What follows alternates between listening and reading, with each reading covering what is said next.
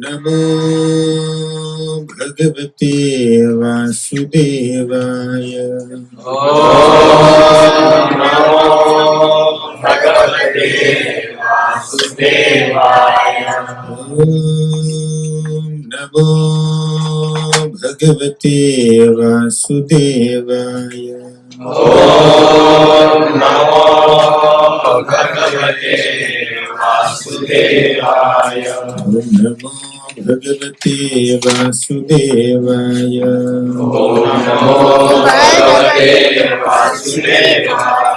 Jnanatirandhasya gnananjanashalakaya चक्षुरुन्मिलितं येन तस्मै श्री गुरवे नमः। श्री चैतन्य मनोभीष्टं स्थापितं येन भूतले स्वयं रूप मह्यं ददाति स्वपदान्तिकम्। वन्देऽहं श्रीगुरोः श्रीयुतापदकमलं श्रीगुरुं वैष्णवांश्च श्रीरूपं साग्रजातम् सहगना रघुनाथान्वितं तं सजीवं साद्वैतं सावधूतं परिजना सहितं कृष्ण चैतन्य देव श्रीराधा कृष्ण पादान् सहगना ललिता श्रीविशाखान्वितांश्च हे कृष्ण करुणा सिन्धो दीनबन्धो जगत्पते गोपेशा गोपिका कांता राधा कांता नमोस्तुते। तप्त कांचना गौरांगी राधे वृंदावनेश्वरी वृषभानुसुते देवी प्रणमामि हरिप्रिये। वाञ्छाकल्पतरुभ्यश्च कृपा सिन्धुभ्य एव च पतितानां पावनेभ्यो वैष्णवेभ्यो नमो नमः। नमः विष्णुपादाय कृष्णप्रेष्ठाय भूतले श्रीमते भक्तिवेदान्त स्वामिनिति नामिने। नमस्ते सरस्वती देवे गौरवाणी प्रचारिणे निर्विशेष शून्यवादी पाश्चात्य देशतारिणे। जय श्री कृष्ण चैतन्य प्रभु नित्यानंद श्री अद्वैत गदाधर श्रीवासादि गौर भक्तवृंद। हरे Krishna Krishna Krishna Hare Hare Hare Ram Ram Ram Hare Hare.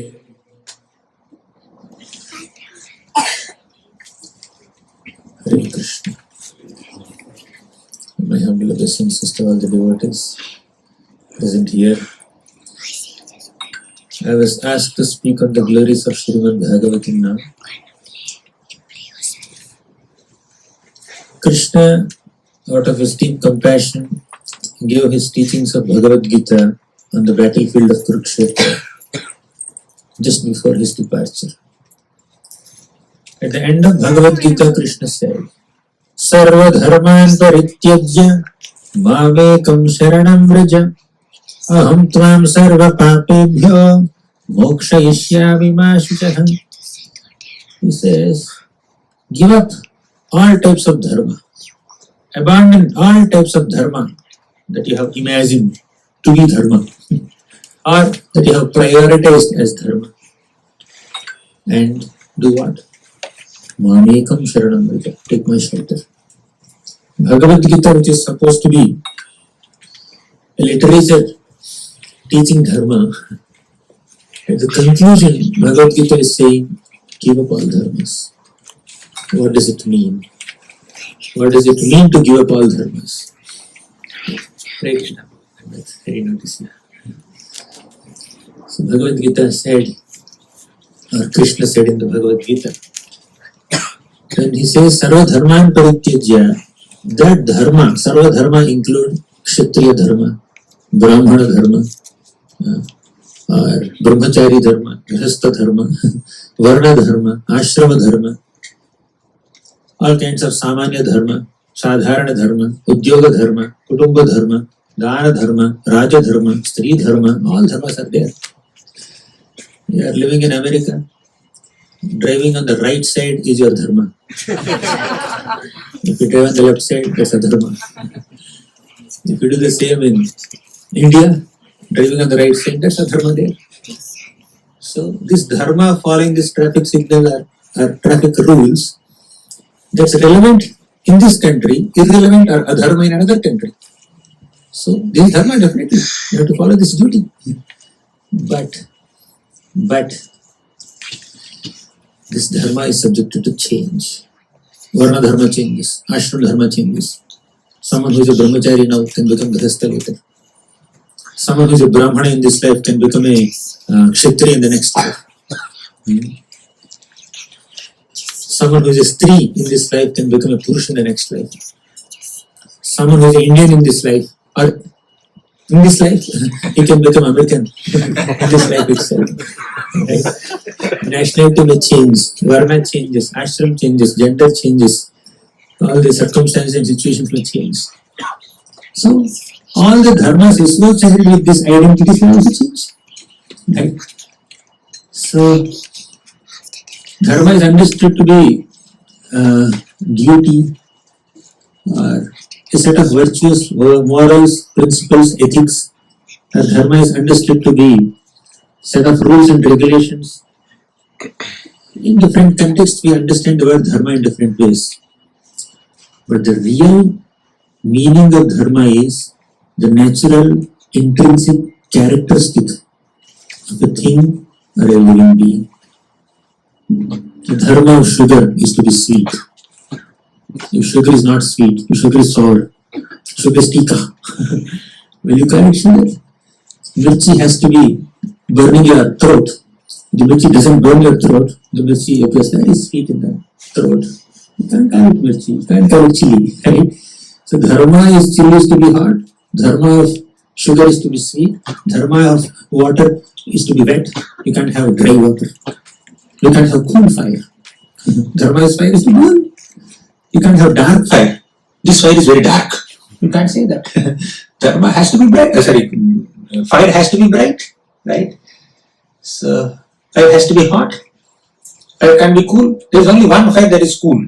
Cool fire. The fire on Hanumanji's tail. That is cool fire. Everything else is hot fire. So we need to understand that dharma is understood in multiple ways. But the real meaning of dharma is, a real definition of dharma is that intrinsic characteristic that never changes. That which is the natural intrinsic characteristic of a person or a living being. And that's what Krishna is trying to say.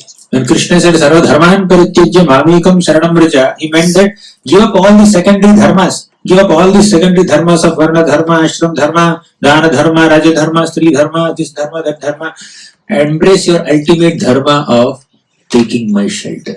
Mamekam Sharanam Vraja. Taking Sharan of Krishna, taking shelter of Krishna is the ultimate dharma of every single living being.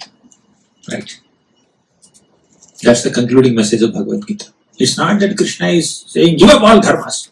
He's saying go up in dharma, not give up. Go up. Raise the standard of your dharma. Don't just settle down to just following some Varna Dharma, Ashram Dharma only. Embrace the ultimate dharma, Sanatana Dharma of the soul, which is to love Krishna, which is to serve Krishna, which is to take eternal shelter of Krishna. Mamekam Sharanam Vraja. And Krishna leaves Bhagavad Gita there. Concluding message is Sarva Dharman Parityajya Mamekam Sharanam Vraja. So that's the conclusion of Gita. And Bhagavatam begins from this conclusion. Krishna concluded Bhagavad Gita saying, take my shelter. And Bhagavatam is that literature that elaborates on this principle of taking shelter of Krishna. And Bhagavatam gives so many historical narrations and stories of so many pure, exalted devotees who actually demonstrated this principle of Mamekam Sharanam Vraja in all circumstances, happy or difficult circumstances. Right? And Bhagavatam begins with this. We have Bhagavatam, the first chapter, which is basically the 6 questions asked by the sages of Naimisharanya. In the second chapter, Sutta Goswami answers these questions.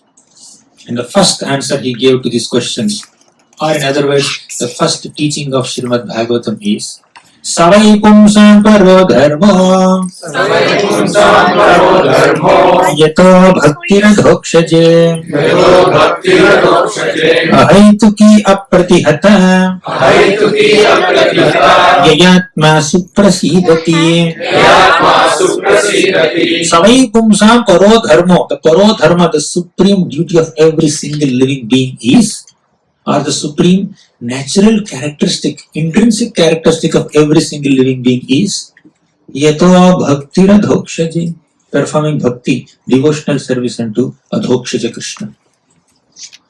And that bhakti has to be done in two ways. One is ahaituki, without any material motivations, without any selfish agendas, without any ulterior motives. Then second is apratihata, without any inconsistencies or irregularities, without any distractions or deviations. So that's how bhakti has to be performed. Ahaituki apratihata. Then if you perform bhakti in this mode, selfless and seamless bhakti, causeless and ceaseless bhakti, unmotivated and uninterrupted bhakti, then that bhakti completely satisfies the self. Yayatma suprasidati. That is bhakti. That's the beginning of Srimad Bhagavatam. Have you seen the overlap between the conclusion of conclusion of Bhagavad Gita and beginning of Bhagavatam? It's the conclusion. At the end of Bhagavad Gita, Krishna simply said, give up all varieties of dharma, embrace this ultimate dharma of taking my shelter. Now Bhagavatam elaborates on the dharma principle. The pro dharma is to take shelter of Krishna and serve Krishna, and that service has to be unmotivated and uninterrupted, and that will only satisfy the self. Same Anushtup Chanda Shloka, but a lot of depth is there. Right? So in short, Bhagavatam, Srimad Bhagavatam is that scripture that profoundly glorifies the process of pure, unalloyed, selfless devotional service unto the Supreme Lord Krishna. Bhagavatam establishes Krishna as the Supreme Personality of Godhead. Nigama kalpataror galitam phalam sukamukhadamritadrava samyutam pibata bhagavatam rasamalayam muraho rasika bhuvi bhavukaha. Nigama kalpataror galitam phalam.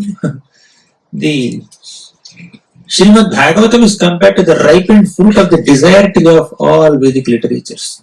Sukamukhad amritadrava samyutam. This is ripened fruit. Fruit has to be eaten, right? But the shloka says, Pibata Bhagavatam Rasamayale. Drink this fruit, not eat this fruit. First line compares Bhagavatam to a fruit, ripened fruit. The third line of the shloka compares or urges us to drink this fruit. Pibata Bhagavatam Rasamayale. Why? This fruit became juice in the second line. In the second line, Amritadrava Samyitam. Sukamukhad Amritadrava Samyitam. When this Bhagavatam fruit, ripened fruit, emanated from the lotus lips of Sukadeva Goswami, it has become nectar, nectarian juice. All we need to do is drink this nectar. Pibata Bhagavatam Rasamalayam Muraho Rasika Bhuvi Bhavuka. Oh, thoughtful devotees on this planet, please relish this rasa of Srimad Bhagavatam. That's the invitation given to all of us, loving invitation to relish the sweetness of Srimad Bhagavatam. So, Bhagavatam is the essence of all Vedic literatures. You can speak one shloka from the Krishna Leela Stava by Sanatana Goswami. He says, Sarva Shastrabdhi Piyusha Sarva Vedaika Satphala Sarva Siddhanta Ratnadhya Sarva Lokaika Drikprada Sarva Bhagavata Prana Srimad Bhagavata Prabho Kalidvantodita Ditya Sri Krishna Parivartita Sarva Shastrabdhi Piyusha. You compare all the Shastras with a great ocean and you churn that ocean of Shastras. What comes out of it? If it is Piyush, nectar comes out, and that nectar is Srimad Bhagavatam. Sarva Shastrabdhi Piyusha. Sarva Vedaika Satphala. You compare all the Vedas to a tree, and Satphala, ripened fruit of the tree, is Srimad Bhagavatam. Sarva Vedaika Satphala. Third, Sarva Siddhanta Ratnadhya. All the Siddhantas, philosophical conclusions are like Ratna, and the best, the crest jewel of all these Ratnas is Srimad Bhagavatam. Sarva Siddhanta Ratnadhya. Sarva Lokaika Dhrupada. Srimad Bhagavatam gives Dhrup, means vision, proper direction towards everybody, for everybody in this world, especially Kaliga people. Kali Dhvantoditaditya, Sri Krishna Parivartita. What is Srimad Bhagavatam in short? Bhagavatam is Sri Krishna Parivartita. When Dwapar Yuga is ending, Kali Yuga is beginning, Krishna concluded his earthly pastimes and he disappeared from this planet. After disappearing from this planet, Krishna thought, oh, if I leave this planet, what will happen to Dharma? Where does Dharma take shelter? Dharma has to take shelter somewhere. Till now, Krishna was giving shelter to Dharma. Suddenly, Krishna disappeared from this planet and Dharma has to take shelter somewhere. And Krishna again appeared in the form of Srimad Bhagavatam to give shelter to Dharma.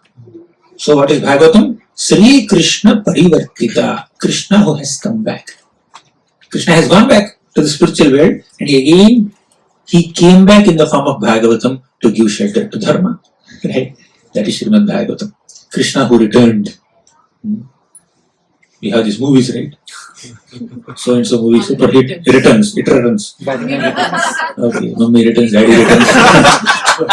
This is Krishna returns. That is Srimad Bhagavatam. Right? So, Sri Krishna Parivartita means he has come back. He returned in the form of a book.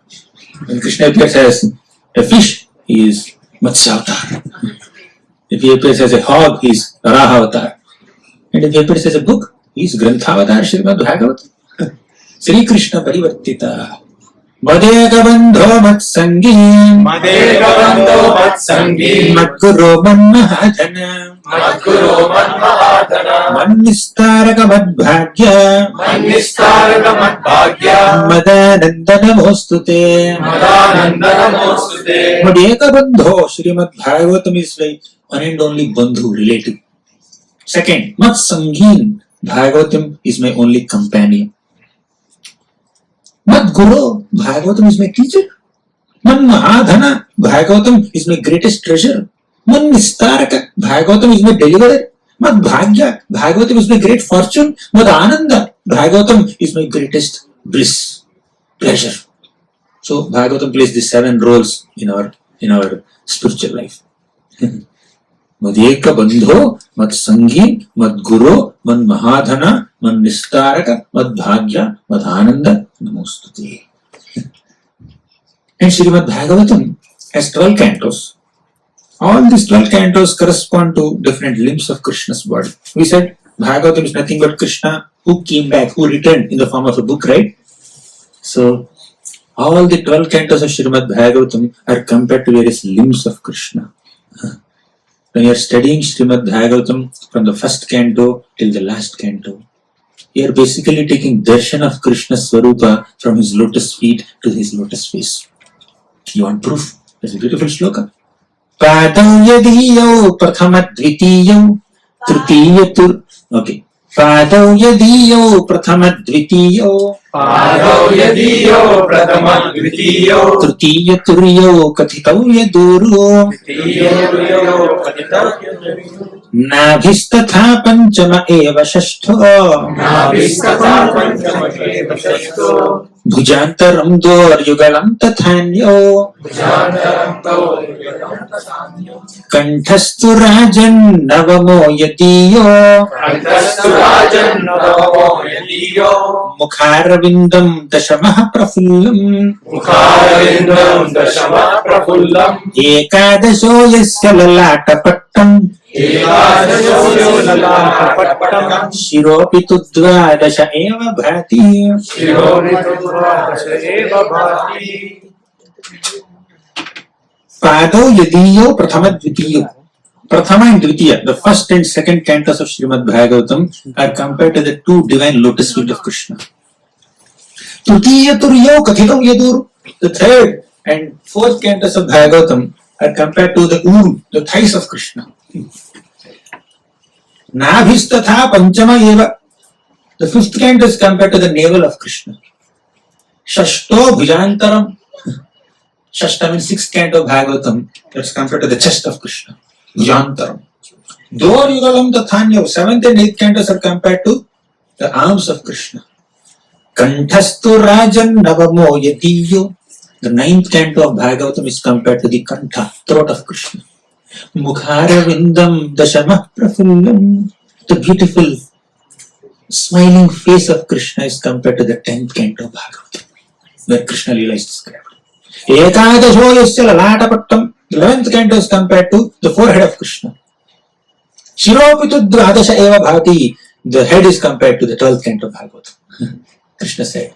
Thus, when you are taking, when you are studying Srimad Bhagavatam from first canto to the last canto, you are taking darshan of Krishna's lotus feet, Krishna's whole body. You got it? You wrote all 12 cantos? Are it here? Which is missing? Ninth. Ninth is the throat. 10th is the face. 11th is the forehead. 12th is the head. Clear? So, Tamadidevam karunanidhanam tamalavarnam suhitavataram apara samsara samudra setum bhajamahe bhagavata swarupam. Tamadidevam karunanidhanam. That Adideva Krishna is karunanidhanam, is an ocean of compassion. Tamalavarnam. Krishna has complexion like that of a tamal tree. Tamalavarnam. Suhita avataram. He appeared in the form of Bhagavatam or in any avatar only to cause welfare to all of us. Suhita avataram. Apara samsara samudra setum. In his avatar as Srimad Bhagavatam, Shri Krishna is acting like a bridge across this material ocean. Apara samsara samudra setum. Apara means we cannot find the shore of this ocean. Samsara samudra is the ocean of material existence that has no shore. Apara samsara samudra setum. Krishna is like setu, or Bhagavatam is like setu. Setu means bridge. Take shelter of Bhagavatam, you can cross the ocean of material existence, because Bhagavatam is the bridge that takes us across the material ocean, which is filled with so many crocodiles, so many sharks, sea monsters. And we don't know swimming also. And we don't know where is the shore also. We don't know which direction to swim also. Better take bridge, right? Big bridge of Bhagavatam.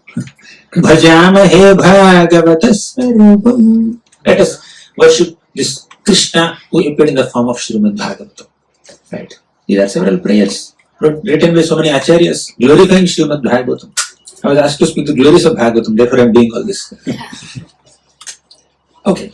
Let me just go a little deep inside Bhagavatam. As all of us know, Vyasadeva, with great compassion, he compiled so many Vedic literatures, beautiful literatures. Vedas, Puranas, Upanishads, Itihasas. He even wrote Vedanta Sutra, but he was not satisfied. Then his guru Narada Muni came and said, Vyasadeva, Jugupshitam karma krutva, you have done such an abominable activity. What have I done? With great compassion, I wrote all these books. Because Kalika people cannot hear, cannot remember anything. In the previous yugas, when Guru speaks, disciple hears, and he doesn't take notes like this. He will continue to take. but the students don't take notes. Just by hearing once, they remember. They can repeat. They can realize. Right? So, they are called Shrutidhars. But that capacity is not there in Kaliga people, therefore all this knowledge must be put in writing. Vyasadeva, out of his deep compassion, kept all the Vedic knowledge in writing. He wrote Puranas and Itihasas and many other things. But still he was not satisfied. Whenever you do something with a selfless spirit and with a spirit of compassion, that has to satisfy your heart. But Vyasadeva's heart is not satisfied at all. So he was reflecting, why I am not satisfied? Then he thought, maybe in all the books that I have written, I have not sufficiently glorified the path of pure bhakti, selfless devotional service unto Krishna. That's the reason, that could be the reason for my dissatisfaction. He was contemplating. Whenever you honestly introspect, the reason for your dissatisfaction is revealed to you. Sometimes you are you are in some dilemma, you are in some confusion, you are in some bewilderment. But honest introspection, prayerful contemplation can reveal the reason for our dissatisfaction. It's possible. So he was contemplating like that. Meanwhile, his guru Narada Muni came. Narada Muni said, Jugupsitam karma kritva. Vyasdev, you have done such an abominable activity. What was that abominable activity? You have overemphasized 4 purusharthas. Dharma, artha, kama, moksha. What is dharma? One way of understanding dharma is set of rituals that one has to follow to get some high grade enjoyment. That's the level of dharma people follow. And people follow dharma to get artha, money. And people use that money to fulfill their kama, desires, material desires. And when they are frustrated in their fulfillment of their kama, desires, they think of moksha, up to impersonal liberation. Kuch nahi chahiye mujhe, ja raha hu main. I don't want anything, let me just transcend this world. So that's the mood in which 4 purusharthas are being implemented. Vyasadeva thought, Narada Muni said that, Vyasadeva, you have overemphasized on these 4 human goals, 4 purusharthas. But beyond these 4 purusharthas or 4 human goals of dharma, artha, kama, moksha, there is a 5th goal called Panchama Purushartha. And that Panchama Purushartha is Prema, Bhagavat Prema, Krishna Prema. Selfless love towards the Supreme Lord. Expressing our love for the Lord and experiencing love of the Lord. You have not sufficiently emphasized on it. And that Prema is attained by Bhakti. Only by practicing Bhakti, you attain Krishna Prema. The process of Bhakti has 9 stages. The ultimate stage is Prema. The ultimate stage of Bhakti is Prema. So, that is the ultimate goal of human life, to attain Krishna Prema. We have not sufficiently emphasized on this principle. So, because of that, you are dissatisfied.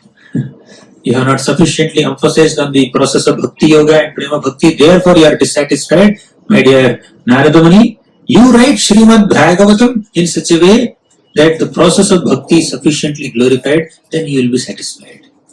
Then he said, Etadhiyatura chittanam matra sparshechaya bhuhum bhavasindhuplavo drishto haricharyanuvardanam etadhi atura chittanam. People in this world are filled with deep anxieties. Why? Matra sparsha ichchaya muhu. They are constantly trying to bring their senses in contact with the sense objects. Because of that attempt to satisfy their senses, they are constantly in anxiety. Matra sparsha ichchaya muhu. Sense gratification is what is keeping us in this material world. First, we need to understand we are not these senses, we are not this body. Of course, we are in the body, we have to take care of the body, no doubt about it, but still, over-identification with the material body is like a self-disrespect. What is self-respect? Identifying oneself as a soul servant of Krishna is the greatest self-respect you can give to yourself. Many people say self-respect. What is self-respect? Who are you? You are Krishna's servant. When you recognize yourself as a servant of Krishna, that's the greatest self-respect. And when you recognize others as servants of Krishna, that is the respect that you are offering to others. But the greatest disrespect is to identify oneself as these bodies. And the greatest disrespect you can do to others is identify themselves as their bodies. And seeing those bodies as object of exploitation, object of enjoyment. That's the greatest disrespect.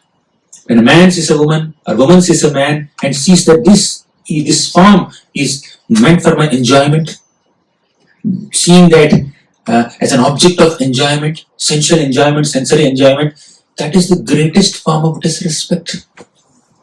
Right? Bodily identification is greatest form of self-disrespect. Identifying others with their bodies and trying to enjoy those bodies is another form of disrespect you do to others, right? But to come out of this, and that creates anxiety. Lust is creating anxiety. Attraction towards bodies One's own body or other's body, that's creating anxiety. Matra sparsha ichchaya bahu, constant endeavor to bring senses in contact with sense objects is the greatest reason for dissatisfaction and anxiety in this world. That's what Narada is saying. Etadhiyatura chittana matra sparsha ichchaya bahu. Bahu means constant. This desire for gratifying one's senses is constantly present in every living entity's mind. That's what is keeping people in this world also. Right? People are here. They enjoy senses. Right? And it's like Bhava Sindhu. It's like drowning in an ocean of material existence. But what takes us across this ocean of material existence? Plava, a boat. Plava means boat. Bhava Sindhu plavo drishto Haricharya Anuvarnanam. What is that boat? That boat is Haricharya Anuvarnanam. That boat that takes us across this ocean of material existence is Varnan, description of Haricharya. Haricharya means the activities of Lord Hari, the pastimes of Lord Hari. Krishna Katha, Hari Katha. Hari Katha takes us across this material ocean. And what keeps us in this material ocean? Desire to enjoy on the sensory plane. But the real utility of senses is Rishikena, Rishikesha, Sevanam, Bhakti Ruchyate. Rishika means senses. Rishikesha means master of senses. Engaging these senses in the service of the master of senses is the right utility of senses. But if we misdirect these senses towards sense enjoyment, we disrespect others, we disrespect ourselves, and that creates anxiety that throws us into this material ocean. But what brings us out of this material ocean? Haricharya Anuvarnam. Description of Krishna's pastimes as mentioned in Srimad Bhagavatam. Is it getting heavy? No. Here.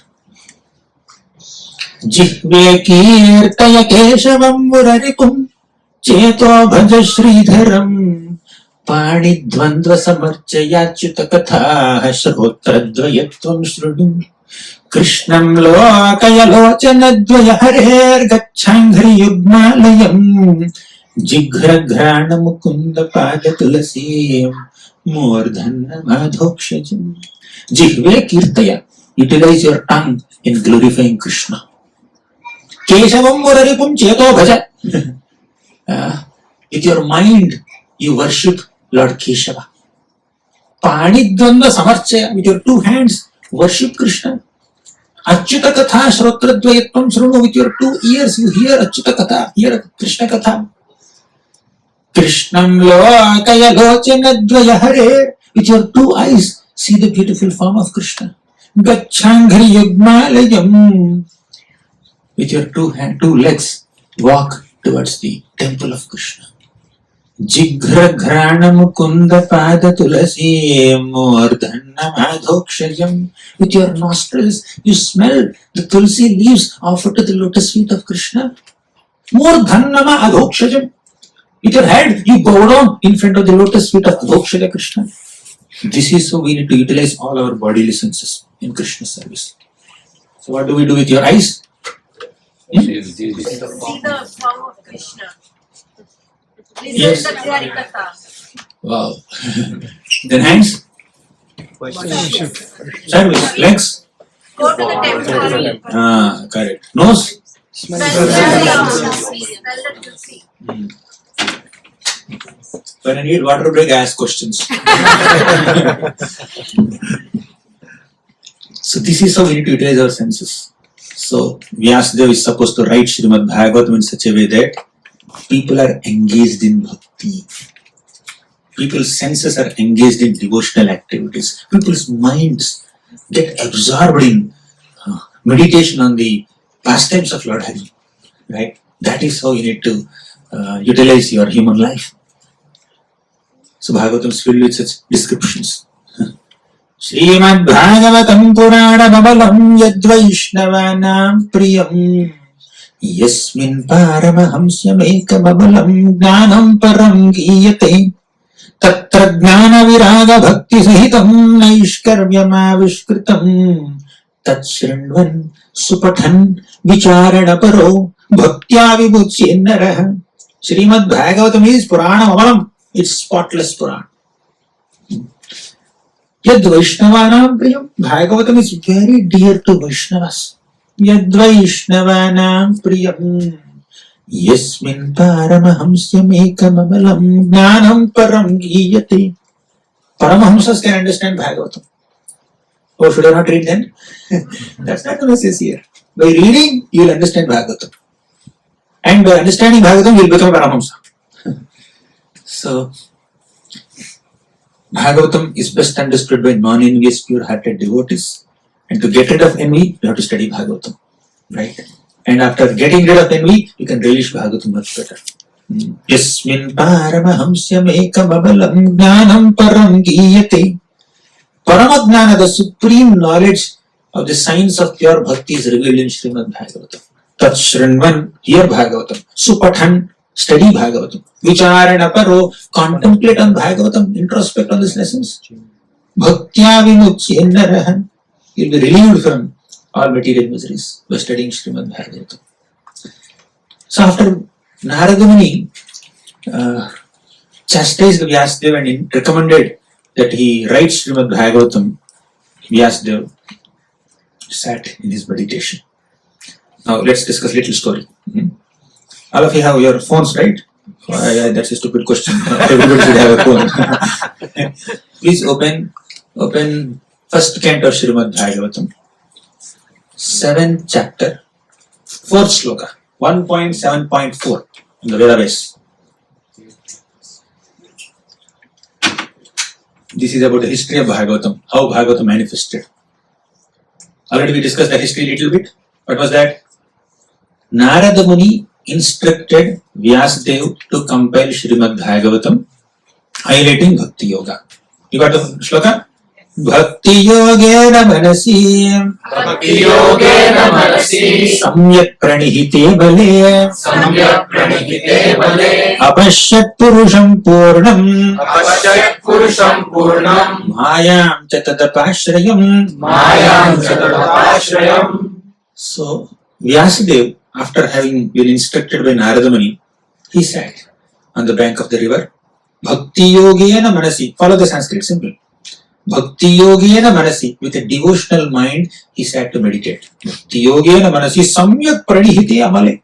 He observed his manas mind completely in a devotional contemplation. Bhakti Yogena Manasi Samyak Pranihite Bale. And in that devotional contemplation, in that devotional meditation, you know what Vyasadeva has seen? Apashyat Purusham Purnam, he has seen. Apashyat means he has seen. Purusham Purnam means Purna Purushottam Bhagavan Krishna. That Purusham Purnam refers to Bhagavan Krishna. Have you seen moon on Purnami day? It's complete circle, right? On other days, Saptami, Navami, Dashami, Ekadashi, Ashtami, moon is partially visible, 50%, 60%, 70%, 80% visible. So that Purnami moon, which is complete circle, is compared to Krishna. Krishna is the Purnami moon. All other incarnations in which Krishna exhibits his partial potencies, they are compared to Saptami moon, Ashtami moon, Navami moon, Dashami moon, all that. But Purnami moon is Krishna. Krishna is Purna Purushottam Bhagavan. Clear? Apashyat Purusham Purnam means Vyasadeva has seen Purna Purushottam Bhagavan Krishna. Clear? What else did he see in his meditation? Mayam Chayatapashrayam. He has seen Maya also with her head bent low, standing behind Krishna. So the gist of this shloka is, Narada Muni instructed Vyasadeva to write Bhagavatam, and Vyasadeva sat on the bank of river and he meditated with devotion. In his devotional meditation, he saw Krishna and Maya. Right? Clear? Shall we go to the next shloka? Mayam cha tadapashrayam. Then, apart from seeing Krishna and Maya, he has also seen Jiva there. Jiva means the living being. Yaya sammohito jiva Yaya sammohito jiva atmanam trigunatmakam Atmanam Trigunaatmakam paropi vanute artham Paropi Manute Artham kritam cha vipadyate. Satkritam Shavipadyate. Yaya sammohito jiva. That yaya refers to Maya in the previous shloka. In the previous shloka, what did he see? Krishna and Maya, right? and that Maya is bewildering this Jiva. Yaya sammohito Jiva. In the meditation, Vyasdev has also seen the Jiva who is being tormented and tortured or bewildered by Maya. Yaya sammohito Jiva. Atmanam trigunatmakam. How does Maya torment or torture the Jiva? Trigunatmakam. Three material modes. Maya has three gunas, right? Trigunya. Maya has three gunas. They are Sattvagun, Rajogun, Tamogun. Through these three gunas of Maya, Maya is troubling the conditioned living entity. And Vyasdev has seen the Jiva also in his meditation. How many things he has seen in the meditation? 1, Krishna, 2, Maya, 3, Jiva. and what is the condition of Jiva? Tortured by Bewildered Maya, correct. Yaya sammohito Jiva atmanam trigunatmakam paropi manutyarartham. Paropi. Para means transcendental. The Jiva is spiritual in nature. Although the Jiva is spiritual by nature, manute anartham tatkritam cha abhipatyate. He is caught up in so many anarthas. Anarthas means, artha means meaning. Anartha means meaningless, useless, purposeless, directionless, radarless endeavors or engagements, right? So Jiva, although he is transcendental to Maya, in one sense, because Maya is material, Jiva is spiritual. Jiva is supposed to be superior to Maya. Although Jiva is spiritual in nature and transcendental in nature, still he is caught up in this Maya. He is struggling because of these three material modes. He is caught up in so many anarthas. How to mitigate all these anarthas? How to get rid of all these anarthas? Go to the next shloka. Anarthopashamam sakshat bhakti yogam adhokshaje. Bhakti yogam adhokshaje. Anarthopashamam sakshat Anarthopashamam sakshat. bhakti yogam adhokshaje. Bhakti yogam adhokshaje. Lokasya janato vidvams Lokasya janato vidvam. chakre satvata samhitam. Chakre satvaka samhitam. See this.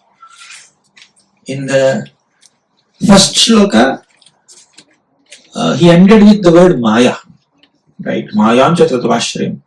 And he continued with that Maya. Maya is troubling the Jiva. And what exactly is the trouble of the Jiva? Anarthas. That he said in the second shloka. And third shloka is beginning with Anartha.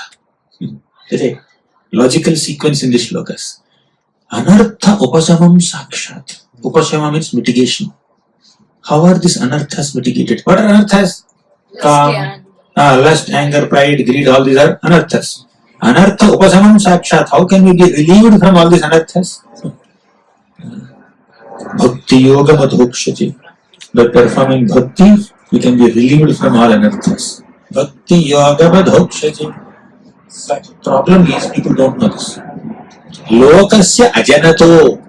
Janta doesn't know this. Lokasya means people in this world. Ajanato means they are unaware of this fact that by practicing bhakti yoga, I can be relieved from all my anarthas caused by Maya and gunas. Vyasdev, in his meditation, he has seen Krishna, he has seen Maya, he has seen the Jiva who is tormented by Maya, and because of the influence of Maya, Jiva is caught up in so many anarthas. And to be relieved from anarthas, he has to perform bhakti yoga, but people don't know. Just to make them aware that bhakti yoga can relieve them from all anarthas, Vyasdev has written Satvata Samhita Srimad Bhagavatam. Right? Chakre Satvata Samhita. That Satvata Samhita means a devotional literature called Srimad Bhagavatam. Is it clear? Three shlokas clear? Okay. Clear, children? Here? I'll ask you later. There is a quiz at the end. Last shloka. What is the result of hearing Srimad Bhagavatam? Bhagavatam is written for the purpose of enlightening us on Bhakti Yoga. And that Bhakti Yoga can relieve us from all anarthas. We have seen that. So now let's see the result of hearing Srimad Bhagavatam. Yasyam Vaishruyamānāyam Yasyam Vaishruyamānāyam Krishne Paramapurushe Krishne Paramapurushe Bhaktirutpadyate Pumsaham Bhaktirutpadyate Pumsah Shloka Moha Bhayapaha Shoka Moha Bhayapaha यस्यां वै श्रूयमाणायां यस्यां वै श्रूयमाणायां कृष्णे परमपुरुषे कृष्णे परमपुरुषे भक्तिरुत्पद्यते पुंसः भक्तिरुत्पद्यते पुंसः शोकमोहभयापः शोकमोहभयापः यस्यां वै श्रूयमाणायां by hearing Srimad Bhagavatam what happens? Krishne Paramapurushe Bhaktirutpadyate. You remember in the first shloka, what did we read? Bhakti yogena manasi samyak pradhiti amale apashyam purusham purnam. Purna Purusha is mentioned there. But who is that Purna Purusha? Krishna. That's revealed in this shloka. Krishna Paramapurushe. Krishna is the Paramapurusha. Krishna is the Purna Purusha. Right? So Krishna Paramapurushe Bhaktirutpadyate. By hearing Srimad Bhagavatam, he will develop bhakti or devotion or prema, love and affection for Krishna. How many of you want to develop love for Krishna? God. All of you should read Srimad Bhagavatam. No other way. Bhaktirutpadyate pumsaha. And not just developing devotion for Krishna, something else also happens. Shoka moha bhayapaha. Shoka means lamentation. Moha means illusion, confusion, bewilderment. Oh my God. Bhaya means fear. So we are constantly caught up in these three things. Number one, shoka, lamentation about the past. Number two, moha, confusion about the present. Number three, bhaya, fear about the future. Anyone who is not affected by these three? Lamentation about the past, illusion about the present, and fear about the future. All of us are affected by this. But by studying Srimad Bhagavatam, we will be relieved from all these three. Exciting, right? Yes. So how many of you are inspired to study Bhagavatam? How many of you have studied Bhagavatam? Partially or completely so far? Okay, very good. How many of you have not studied Bhagavatam at all? Not opened at all? Okay, few of you. Very good. So why did you ask me to take Glories of Bhagavatam here? We can have spoken Bhagavatam directly. Most of the experience is in. But anyways, by remembering the glories of Srimad Bhagavatam, we will be more excited to study Bhagavatam deeply. Now, how many of you think that your bhakti is unsteady? I should write my name first. Bhakti is unsteady. Sometimes we are excited to do some service, sometimes sometimes we are eager to chant, sometimes we are not eager to chant, sometimes we are eager to read, we are not eager to read, sometimes we are eager to serve, sometimes service is boring. So that is called unsteady bhakti, anishtita bhakti. How to transform this anishtita bhakti into nishtita bhakti, or unsteady performance of bhakti into steady performance of bhakti? All of us know the shloka. Tell me. How to? Mr. Prayesh. Correct. Prabhuji is a scholar.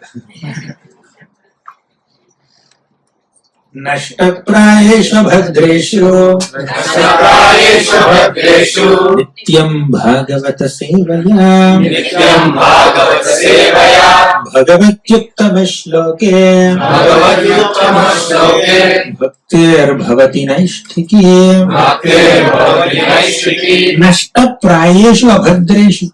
Abhadras means anarthas. We discussed about anarthas, right? In the third shloka. Anarthopasamam sakshat. So now one more point here. Nashtaprayeshu abhadreshu. All the abhadras or anarthas are completely mitigated, or almost mitigated. By doing what? Nityam Bhagavata Sevaya. By regularly hearing Srimad Bhagavatam. By regularly serving those people who have internalized the teachings of Bhagavatam, we will be relieved from all anarthas. If you want to overcome all these anarthas like lust, envy, pride, greed, kama, krodha, lobha, moha, madamatsarya, the most effective way is study Bhagavatam, hear Bhagavatam, read Bhagavatam, speak Bhagavatam, and serve Bhagavatas. There are two Bhagavatams. One is book Bhagavatam, second is person Bhagavatam. Who is a person Bhagavatam? One who has internalized the teachings of Bhagavatam. One who has assimilated the messages of Srimad Bhagavatam. One who is implementing them to the best of their ability. When they render service to such Bhagavatas, then Bhakti Bhaktir Bhavati Naishtiki. Our bhakti will become Naishtika. Means steady. Our unsteady practice of bhakti will become steady practice of bhakti by serving devotees and by studying Bhagavatam. So Bhagavatam will make our bhakti Naishtiki. Bhaktir Bhavati Naishtiki. What else we want? And after very nicely compiling Srimad Bhagavatam, Vyasadeva taught this Bhagavatam to his son, Sukadeva Goswami.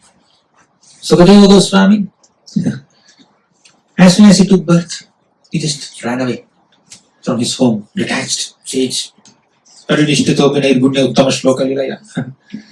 he left his father, and the father, our Vyasadeva, is running behind his son. My dear son, come back. Today is your birthday. I have to celebrate your birthday. Come back. But the son is not coming back. And he's calling, my dear son, come back. But the son is not coming. Son is not speaking. Son is not responding. But the trees are resounding to the sound made by Vyasadeva.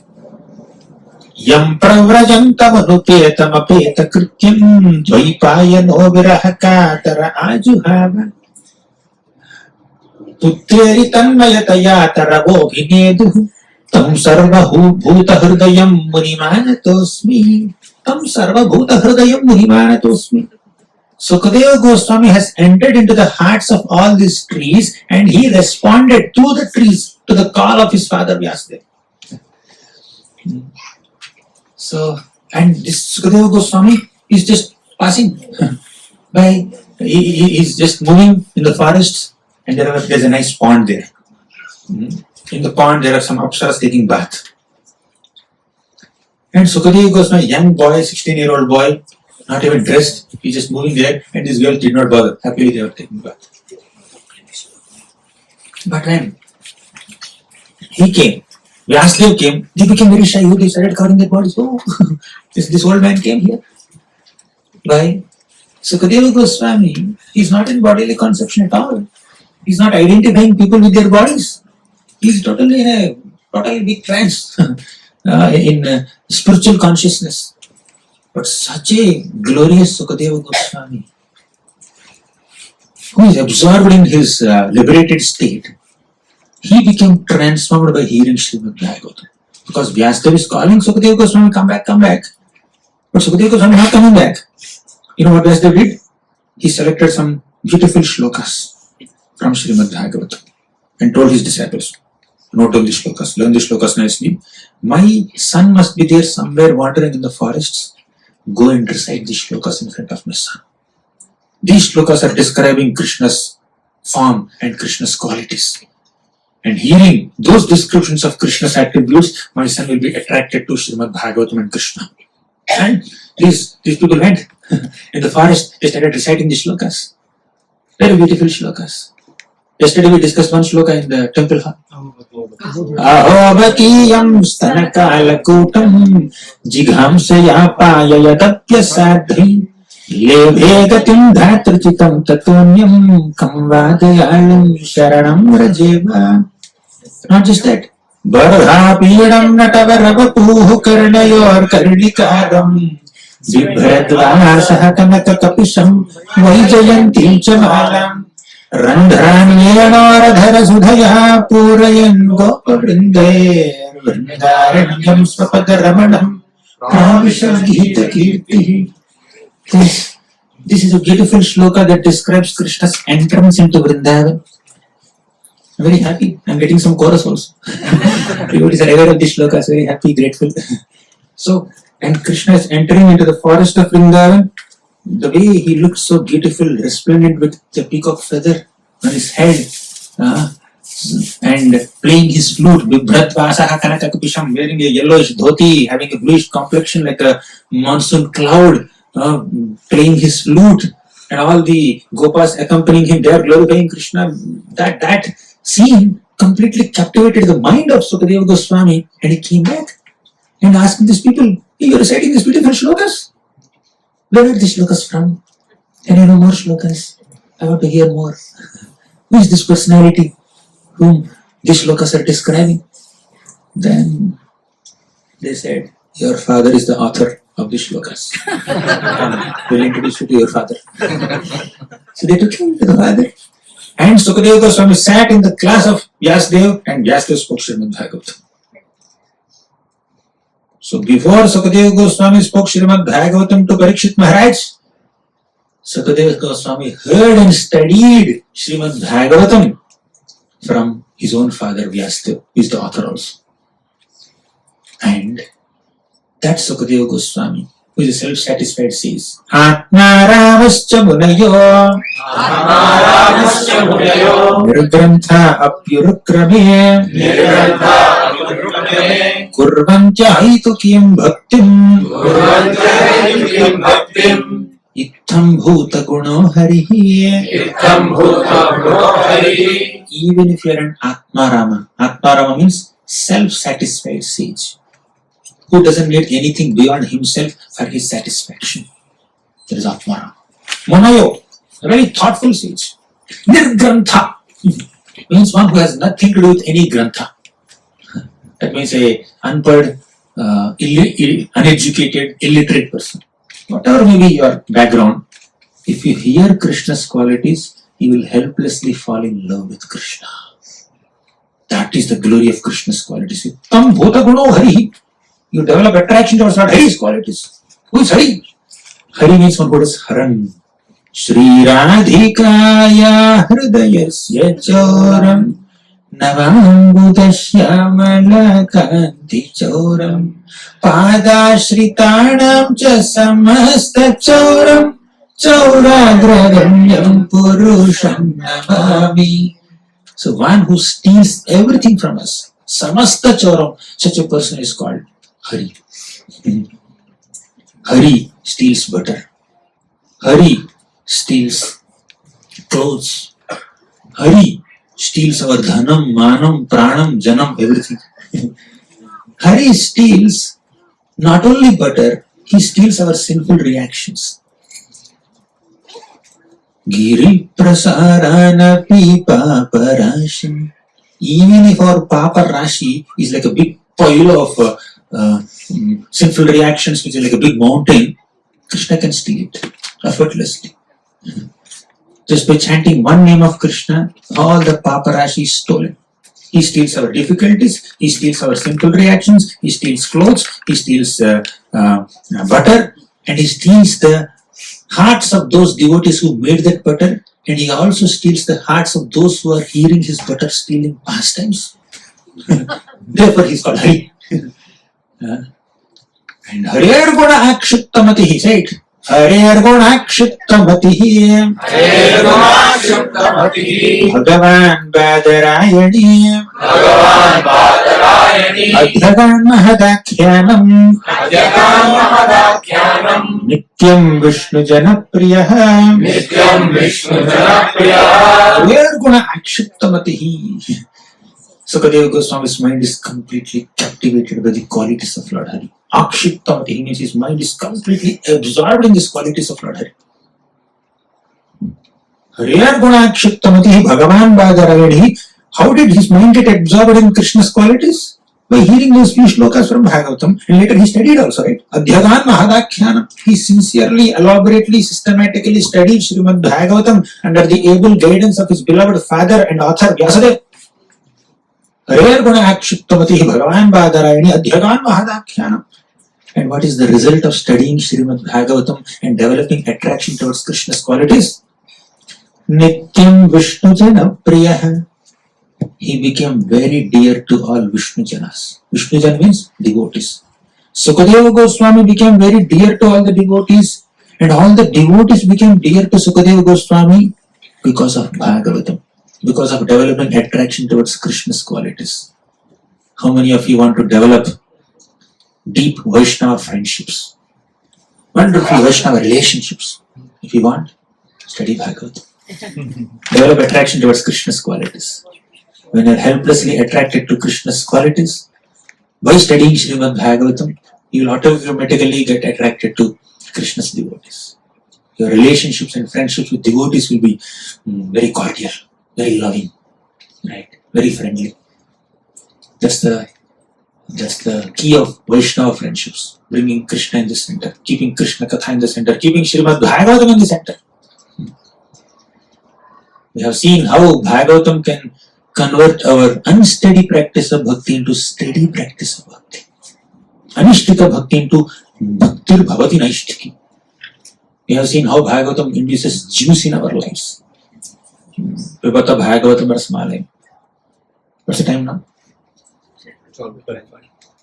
When are we supposed to end? 1, 2, 4. I'll end with 4 analogies in 2 minutes. From one commentary of Krishna Chakravarti Thakur. 1, 2, 4. I satisfied all.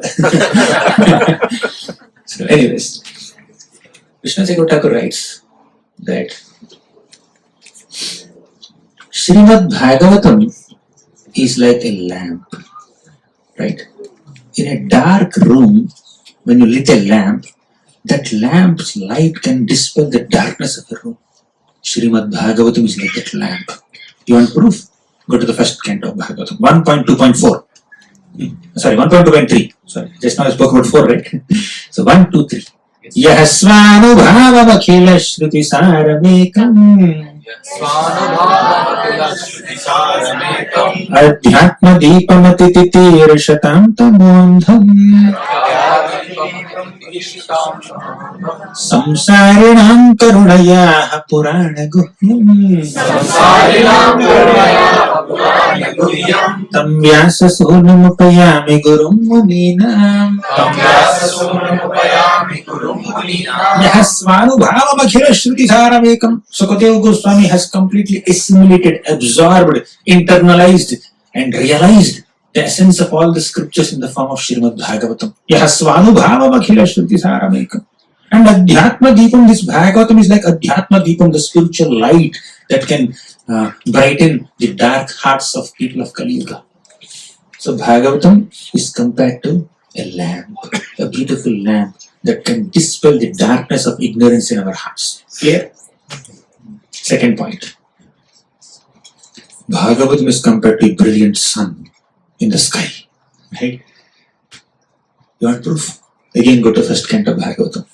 Puranarko dhunodhita. How does it begin? No, not this. Krishne Swadhamo Bhagate Dharmagnanadibhissaha Kalau nashtadrishamesha Puranarko dhunodhitaha. Purana Arka. Amongst all the Puranas, Bhagavata Purana is compared to Arka. Arka means sun. A lamp can dispel darkness in a room only. A lamp cannot dispel the darkness of entire night. To dispel the darkness of entire night, sun has to rise in the sky. And Bhagavatam is compared to that sky. On an individual level, Bhagavatam can destroy the darkness in our hearts.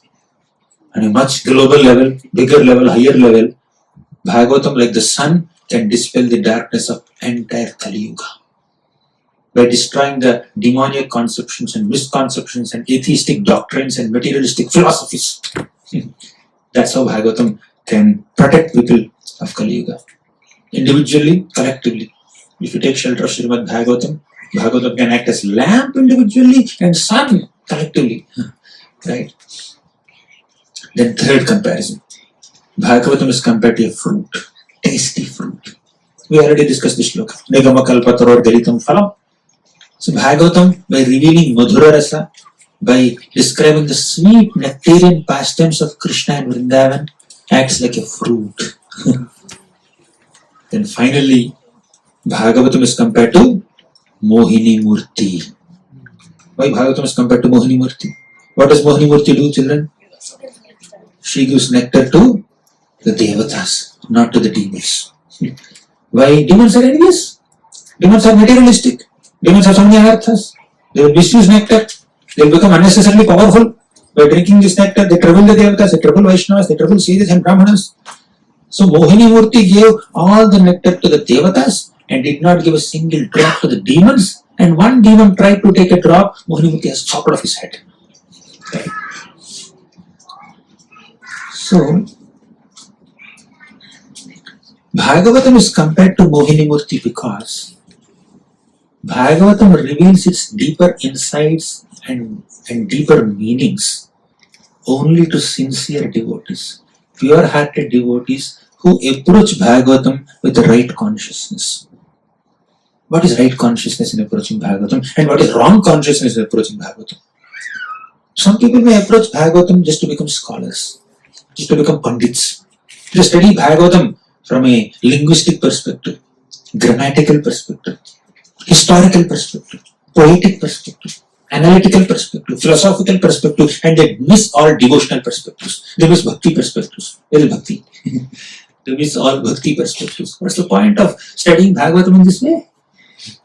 So, of course, they will get some benefit, undoubtedly. But the real way of approaching Srimad Bhagavatam is to get those bhakti perspectives, devotional insights. The purpose of approaching Bhagavatam is to increase our attraction towards Krishna, Krishna's personality, Krishna's Nama Rupa Guna Lila, and dedicate ourselves to the devotional service of Krishna. That's the purpose of studying Bhagavatam. We should seek inspiration from studying Bhagavatam.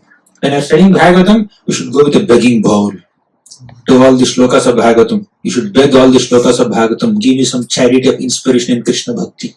You should beg all the characters of Srimad Bhagavatam. Kunti Mata, give me some devotion. Draupadi Mata, please give me some charity of devotion. Oh Pandavas, Parikshit Maharaj, Dhruva Maharaj, Prahlad Maharaj, oh Gopis, Yashoda Mata, Nanda Maharaj, Devaki Mata, Vasudev. You should beg all the characters of Srimad Bhagavatam for some inspiration to serve Krishna. Go with a begging bowl to every canto of Bhagavatam. You should stand in front of all the 12 cantos with a begging bowl. Stand in front of all the 335 chapters of Bhagavatam with a begging bowl, seeking some inspiration, seeking some direction in our bhakti. Begging for the charity of devotion to Krishna.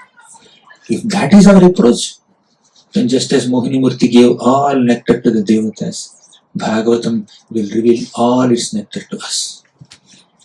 But if we are going to Bhagavatam just to be known as scholars, just to gain some fame, name, popularity, prestige, respect in this world, again earn money, if that is the motive in studying Bhagavatam, Bhagavatam will hide all its deeper meanings from such readers.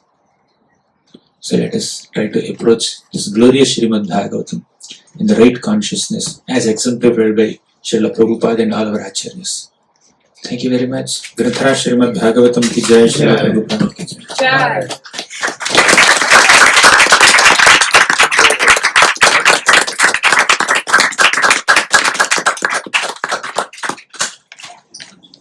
Should we take questions? Yes, we can take few questions. Any questions? This Prabhu has a question. You can go without mic. Thank you so much for a wonderful discourse. I just had a question. Those who are born with a mental or physical disability which prevents them from being able to hear, able to serve, able to chant, able to study the Srimad Bhagavatam, how can they make advancement? You can study for them. If they are unable to study, you study.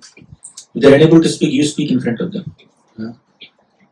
Even if they don't understand also, the very fact that you are standing next to them, sitting next to them and speaking some Harikatha will penetrate through the layers of ignorance covering their consciousness, penetrate through the layers of false ego covering their consciousness and somehow touch the soul. It may take time, but it happens. As Haridas Thakur told Lord Chaitanya Mahaprabhu, Mahaprabhu was very concerned. How can animals be delivered? How can the trees be delivered? Then Lord Chaitanya Mahaprabhu said, Haridas Thakur said that, oh Lord, when you are loudly chanting the holy names of Krishna, that loud chanting can penetrate through the ears of the existence of all these trees and plants and birds and animals also. They will get benefited. Similarly, even if somebody does not have active senses, or for some reason they are diseased or some other problems are there, but still if you go and recite Bhagavatam and holy names in front of them, they'll get benefited. You pray for them. your compassion will benefit them. Any other question? Yes.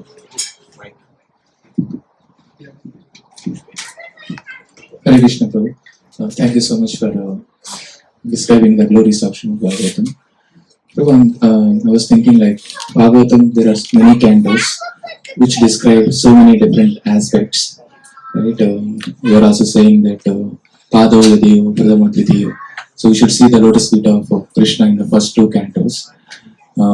So as we read second, third, and fourth cantos, it appears that except for the prayers of great devotees like Dhruva Maharaj or elements personified. So in those cases, we can see the glories of Krishna directly. But in many of the cases, it's mostly description of different aspects of creation or something else. Correct. So it's very difficult to get actually in 10th Taking darshan of Krishna, you will get a feeling. Right. In 10th canto, we see very elaborate description of Krishna's qualities. So we may feel like reading that more than reading the second or third cantos of Bhagavatam. So how should we approach? Naturally, direct pastimes of Krishna are more relishable, especially for evolved devotees. But for new people who are not at all equipped with an understanding of the greatness of God, they need to go through all this Srishti Leela. They need to go through all this initial cantos of Bhagavatam where some technical subject matters are described, so that they understand how great God is. Then they can genuinely appreciate how sweet God is in the 10th canto. So without this background and foundation of understanding Krishna's greatness, by going through all the other avatars, Leelas, Matsya, Kurma, Varaha, Vamana, Narasimha, Rama, Parashurama, these Leelas, and also Srishti Leela, Garbhodakshaya Vishnu, Karanadakshaya Vishnu, Kshirodakshaya Vishnu, and some prayers which are little technical sometimes, which are philosophical sometimes, which describe the greatness of Krishna most of the times. So when we go through all this, there is some purification, and we are equipped with greatness of Krishna. Then we can appreciate sweetness of Krishna. That's the whole purpose of the existence of all these cantos. Otherwise, why would Parikshit Maharaj ask these questions? Why would Vidura ask these questions? Vidura says, first let me, 2.4. Parikshit Maharaj says, first let me understand the pastimes of Krishna that he enacts with the material energy, which is Srishti Leela. Then I can appreciate the pastimes of Krishna which he enacts with his spiritual energy, which is 10th canto Leelas. Right? There is a progression given. But if you have studied once, then you can relish Krishna Leela directly, at least. Because you don't misunderstand Krishna's Damodar Leela thinking that he's an ordinary child, because you are convinced that Krishna is super person to Godhead. But some people don't have that conviction. All the first 9 cantos are meant to build that conviction in them. Otherwise, if you directly jump into 10th canto, they may misunderstand Krishna's intimate pastimes with Brajavasis, especially Rasa Leela. Even devotees who have studied the 9 cantos also may not sometimes feel, oh, how can Krishna do this? How can Krishna steal the garments of the gopis, 22nd chapter? How can Krishna dance with other boys in 29th chapter of 10th canto? So to not misunderstand all these esoteric pastimes in the 10th canto, we have to repeatedly read the first 9 cantos and develop full faith and full conviction in the divinity of Supreme Lord Krishna, greatness of Krishna. Then only sweetness is not misunderstood. Otherwise, sweetness is taken for granted. Either we consider Krishna ordinary or we become Sahajiyas. Either we demonstrate a bhava which is beyond our realization, or we bring down Krishna to normal material plane, mundane plane. These two can happen without sufficient understanding first 9 cantos, which are a bit technical, I understand. Thank you. Prabhu, you want to add anything? Correct anything? Thank you so much. Thank you. Hare Krishna. Hey, Krishna, conclude here. can I ask a question? I'm online. Can you take this question? Hi Krishna, please go ahead. Hi, Krishna Prabhu. Krishna Prabhu. In yesterday's class and also today, we were talking about discussing the pastimes of the Lord in association with devotees.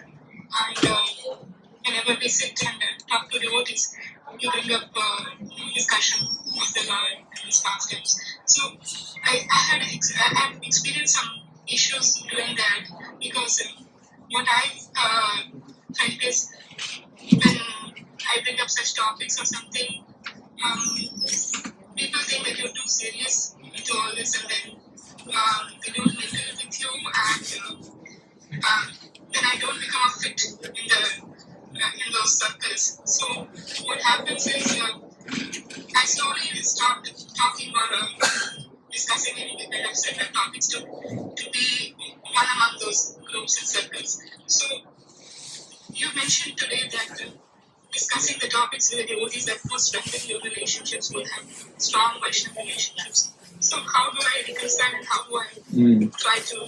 You all got Mata's question? Mata said, by discussing about Krishna with other devotees, that should increase our friendships. But sometimes when we discuss about Krishna with other devotees, they will, you are too serious. They get scared, they will not participate in such core spiritual discussion. They want to speak something light probably. So how do we implement this? How do we reconcile this? With Krishna Katha, Parasparana Kathanam and Bodhayanta Parasparam is supposed to strengthen our relationship, and that is making people run away from us. See, when we are accustomed to certain culture,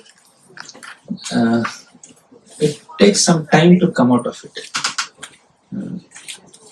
See, we are not accustomed to discussing direct Krishna Katha in our personal conversations, and if you suddenly begin it, it may not be natural for some people. So it may take a while. But we should not lose patience, we should not feel discouraged. And another perspective is, we need to have Sajatiya association. Our tastes should match, our abhiruchi should match. Although you are sincere and they are sincere in their own ways, somehow when you both come together, that somehow the common subject matter is not coming up. You are unable to interact with each other with a common subject matter. They have different interests, maybe devotional interests, but you have different interests, right? So some people, they want to worship deities, and when they come together, they discuss about which jewelry, which earring should I purchase, which matri should I purchase, which dress should I purchase. That's their contemplation. Which flower should I gather? How do I make garlands tomorrow? And if you speak about deity worship to them, they get excited. If you speak Bhagavatam to them, Yasvanu Bhava Makali Suttima, they'll run away. There are some people, like our Prabhu, you speak about Bhagavatam, he will speak for hours. But there are some people who are into practical services, they are into cooking. When they come and discuss with each other, they speak about what kind of bhoga should I prepare for the deities. That is their contemplation. So you also need to find a friend, devotee friend, who matches your mood, your taste in bhakti. Nothing wrong. Some people are more excited with deity worship, some people are more excited with Bhagavatam, some devotees are more interested in holy name. When they get time, they pick up bead bag. And some people, when they get time, they pick up Shloka book. They pick up Bhagavatam. And some people, whenever they get time, they plan for yatra. Which yatra we'll go? We'll go for a picnic, retreat. So different people have different interests. You need to find someone who has an interest that matches yours. Thank you very much. Srimad Bhagavatam ki jai.